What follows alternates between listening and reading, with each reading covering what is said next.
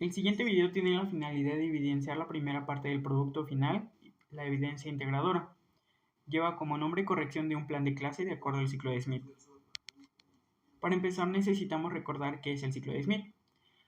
Si bien recordemos, el ciclo de Smith es una herramienta la cual le permite al docente reflexionar de acuerdo a su práctica docente y refleja el compromiso y la implicación, así como su autocrítica, de tal forma que pueda llegar a un plan de clase corregido.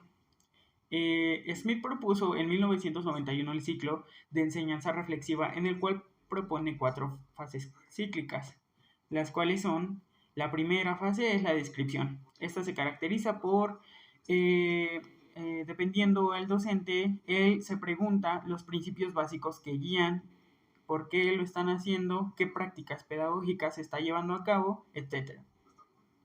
La segunda fase es la explicación. En esta se describen las teorías que apoyan a la práctica pedagógica, es decir, qué teorías está llevando a cabo el docente para que su práctica sea ejecutada. La tercera fase es la confrontación. En esta el docente se cuestiona qué es lo que hace con relación a los contextos socioculturales y políticos. Y la cuarta fase es la reconstrucción. En ella se transforma la situación a partir de las reflexiones tomadas de la parte de la descripción, la explicación y la confrontación, de tal forma que el plan de clase sea adecuado. Muy bien. El tema que yo logré ver en mi jornada de práctica fue bases y alturas, el desafío 28 en el libro de matemáticas.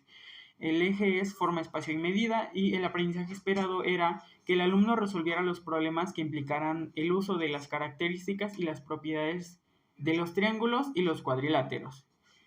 En el bloque 2 en específico, y con un enfoque de las matemáticas socioconstructivistas centrado en la resolución de problemas. Continuamos. Mi secuencia didáctica fue elaborada en 3 momentos de la clase: el inicio, el desarrollo y el cierre. En el inicio se buscaba que el alumno desarrollara el conocimiento por parte de un cuento. De acuerdo a la historia de Escaleno, un triángulo era una problemática a la cual nosotros lo íbamos a introducir. Los materiales que se iban a utilizar en la primera etapa era el juego de geometría, colores, libreta y el proyector, en dado caso de que hubiese, pero no había proyector, entonces nosotros le íbamos a leer el cuento y los niños iban a escuchar con apoyo de unos títeres de manera visual.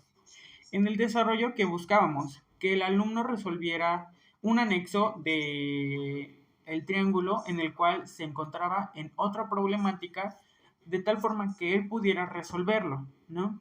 No era de manera individual, sino que era de manera grupal. Los materiales a utilizar eran una libreta, regla, colores, lápices, bocina y proyector en dado caso de que se tuvieran, y el libro de texto. Y como cierre, nosotros buscábamos que el alumno cimentara esa problemática ya resuelta de manera pues general. Ellos tenían que llegar a los resultados de manera aleatoria para pasar a algunos alumnos y que ellos pudieran explicar cómo fue que lo resolvieron. Ellos tenían que utilizar las fórmulas de las figuras vistas durante la clase y las que ellos ya conocieran con anterioridad, y poder comentar cómo obtuvieron los resultados de la problemática. Estos eran, bueno, este es el desarrollo teórico del contenido. La evaluación, cómo íbamos a evaluar. Los productos eran los anexos que se iban a pedir a lo largo de la clase. Las referencias y los anexos. Muy bien. En la primera fase de la descripción, recordemos que el docente recoge datos de la vida profesional, ya sean incidentes críticos, experiencias, de tal forma que le pudiera generar una reflexión sobre qué mejorar. Era el previo. Mi problema. Recordemos que las dificultades del aprendizaje en las matemáticas se efectúan de acuerdo a un contexto en el que se encuentra el niño. Todas las ciencias cognitivas siempre van a generar un problema, y en el dominio de las matemáticas ya depende, de acuerdo a las dificultades, a los contenidos o a los problemas de aprendizaje. Sin embargo, nos vamos a un análisis mucho más detallado. Ahí es en donde nos damos cuenta que gran parte de las corrientes cognitivistas simplemente se basan en los ciertos saberes, ya sean números naturales, operaciones, etc. Sin embargo, el problema con el que yo contaba no se remontaba ante esto, sino que era un problema de acuerdo a aprendizaje en el eje de forma, espacio y medida. 2. La segunda fase es la información. Aquí el docente, como ya bien mencionado, realiza una búsqueda de las teorías o creencias que guían las prácticas relatadas y que permiten explicarlas. Es decir, que él pretende contestar la siguiente cuestión: ¿qué significa esto? ¿Por qué? ¿Y para qué lo hago? En esta fase hay un esfuerzo reflexivo importante y es un compromiso con la justificación y la coherencia de su acción. Muy bien. De acuerdo a Castillo y Luna a 2019, el aprendizaje de las matemáticas supone, junto a la lectura y la escritura, uno de los aprendizajes fundamentales de la educación básica. De ahí que entender las dificultades en el aprendizaje de las matemáticas se haya convertido en una preocupación en una buena parte de los profesionales dedicados a la educación, especialmente si consideramos el alto porcentaje de fracaso que presentan en estos contenidos los alumnos y alumnas que terminan la educación básica. A esto hay que añadir que la sociedad actual cada vez está mucho más desarrollada tecnológicamente y la demanda con insistencia pide niveles más altos de competencia en el área de las matemáticas. La tercera fase es la confrontación. Aquí el docente cuestiona sus prácticas y teorías implícitas. El conocimiento por sí mismo no implica un cambio de actitud ni asegura la mejora. En cambio, descentrarse, es decir, mirar desde fuera con una actitud crítica, con opiniones de otras personas, ya sean docentes, compañeros, y de tal forma que el docente pueda enfrentarse a su propia práctica. Mi práctica. Quisiera comparar mis prácticas con las de mis otras compañeras, sin embargo, ellas tuvieron exactamente el mismo problema que yo. ¿A qué quiero llegar con esto? Nosotros estábamos viendo las bases y las alturas, pero al momento de intentar aplicar esta clase, nos dimos cuenta que los alumnos no tenían noción de las figuras. Ellos no sabían cuáles eran las figuras, tenían confusiones, ni siquiera sabían cuáles eran las partes o las fórmulas de las figuras. Lo que quise hacer al momento de aplicar esta sesión fue primero preguntarle a los niños cuáles eran sus ideas previas a esto. Los niños no tenían una noción tan específica del tema, por lo que yo decidí introducirlos ante este. Muy bien. A lo largo de la sesión yo les explicaba las partes de una figura, la altura, la base, cuáles eran las fórmulas, y los niños nada más se quedaban callados. Posterior a ello yo me acerqué a la maestra y le pregunté si había tenido problemas con anterioridad ante este contenido, a lo cual ella me respondió que sí. Muy bien, le pregunté de qué forma había resuelto este problema y lo único que me dijo ella fue que este tema era demasiado pesado para los niños, por lo cual ella a lo largo de su trayectoria como docente, desde que entró al servicio, se saltaba ese contenido porque los niños no lo llegaban a comprender. Le pregunté a su hermana que estaba en el mismo grado, que era quinto, y me dijo exactamente lo mismo, que era muy pesado para los niños y se saltaban ese contenido. Y le pregunté a otra maestra, la maestra de mi compañera Mariel, exactamente lo mismo. Se saltaba el contenido puesto que era muy complejo para los niños.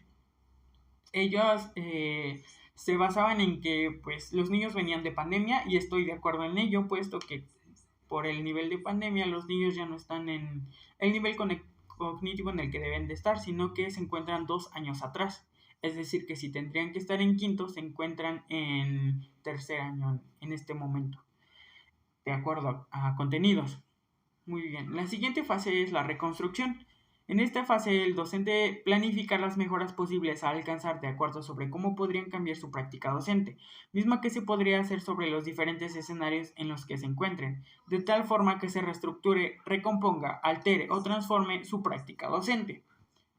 Una vez analizando yo tuve que modificar la planeación. Las actividades que propuse fueron las siguientes. Durante el inicio, propuse que los niños jugaran stop de figuras geométricas en el patio de la escuela en equipos de 6 personas, de tal forma que ellos pudieran identificar las figuras que ya reconocían con anterioridad. En lugar de escribir el nombre, tenían que dibujar la figura. Siguiente a ello, recuperar conceptos relacionados a la definición de figuras para al final concluir con una definición grupal. Que los alumnos dibujaran figuras que reconocieron durante el momento de jugar stop, con su juego geométrico y que comentaran las características de cada una de las figuras utilizadas. Durante el desarrollo yo propuse que se generara una definición de figura geométrica con los conceptos recabados de manera grupal para llegar a una definición que todos fueran a utilizar. Con base a ello, que ellos comentaran qué figuras no recordaban, pero vieron que otros utilizaron y que identificaran las partes de cada una de las figuras utilizadas al momento de jugar Stop. En el cierre, yo propuse que los alumnos, con apoyo del juego geométrico, dibujaran las figuras utilizadas y resaltaran con distintos colores las partes de las figuras, además de identificar la diferencia entre el área y el perímetro, coloreando el contorno del borde de un triángulo, recordando la diferencia entre los tres tipos de triángulos y finalmente que redactaran una definición de acuerdo a qué es la altura de una figura y respondieran las siguientes preguntas. En dónde se encuentra la altura de un triángulo y cómo la podrían sacar. Los recursos didácticos a utilizar serían el juego de geometría, colores, libreta, proyector en dado caso de que hubiese, libreta, colores, todo lo que se puedan imaginar. Se preguntarán con qué finalidad se hicieron las correcciones de las actividades. Pues verán, el problema no radicaba simplemente en que los niños mostraban un rezago de acuerdo a la pandemia, sino que no dominaban los contenidos porque con anterioridad no se les había enseñado de manera adecuada, ya que los niños confundían las figuras, es decir, el rectángulo con el cuadrado, el trapecio con el romboide, etc. La propuesta era que comenzáramos de manera paulatina durante la clase con las figuras, las partes de las figuras, las alturas de las figuras, los triángulos, tipos de triángulos, cómo sacar la altura, de tal forma que los niños pudieran dominar ese contenido al final de la clase o al final de 2 clases seguidas sin problema de un rezago nuevamente consecutivo. El desarrollo seguiría siendo el mismo, simplemente se añadiría qué es un triángulo, partes de un triángulo, etc. Las evidencias de evaluación serían la definición de juego geométrico, los dibujos, las partes de las figuras y el texto de la altura de una figura y las referencias.